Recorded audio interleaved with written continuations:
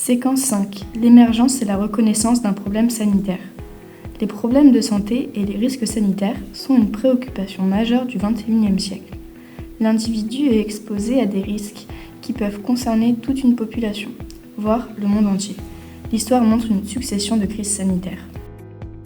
Un problème de santé correspond à toute altération à un état de santé positif, aussi bien sur le plan physique que mental.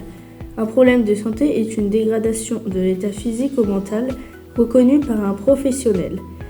Il peut devenir un problème public s'il est grave, mortalité, fréquent, durée, évolution et s'il entraîne des conséquences sociales et économiques, coûts, perturbations dans la société ou le système de santé.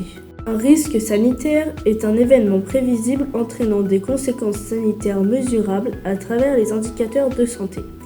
La perception du risque est subjective, groupe d'appartenance, âge, sexe et revenus.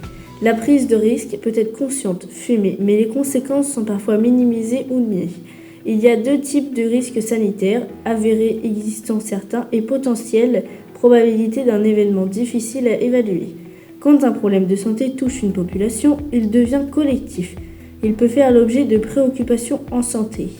Un principe de précaution est un ensemble des mesures prises par un gouvernement en vue d'éviter ou de limiter les risques sanitaires. Le principe de précaution est une obligation d'agir face à un risque sanitaire avéré ou incertain. Une crise sanitaire est une menace à caractère urgent et inédit pour l'état de santé d'une population. C'est un événement exceptionnel. Une crise sanitaire rompt le cours des événements prévisibles. C'est une augmentation exponentielle des indicateurs de mortalité et ou de morbidité. C'est une difficulté de gestion de la part de l'État. Les causes des crises sanitaires sont les épidémies et pandémies, les aliments, les agents thérapeutiques et les aléas climatiques. La mondialisation facilite la propagation des maladies, de nouveaux virus inquiètent l'opinion publique, qui remet en question la médecine et les institutions face aux crises. Voici un exemple de crise sanitaire. L'Epizza Buitini, contaminée en 2022 par la bactérie E. coli, provoquant des diarrhées hémorragiques, des atteintes rénales sévères et des lésions vasculaires parfois fatales. Selon Santé publique France, 56 personnes ont été intoxiquées, dont 55 enfants. 2 enfants décédés déclarés à ce jour, ce qui correspond à la morbidité et la mortalité, qui sont des indicateurs de crise sanitaire.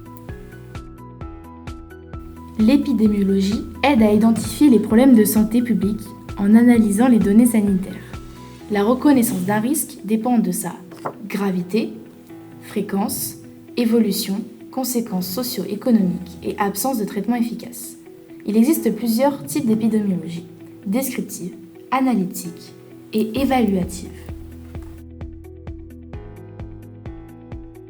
Une alerte sanitaire est une situation sur laquelle un jugement a été porté, suite à une expertise sur le fait qu'elle représente un risque potentiel pour la santé publique.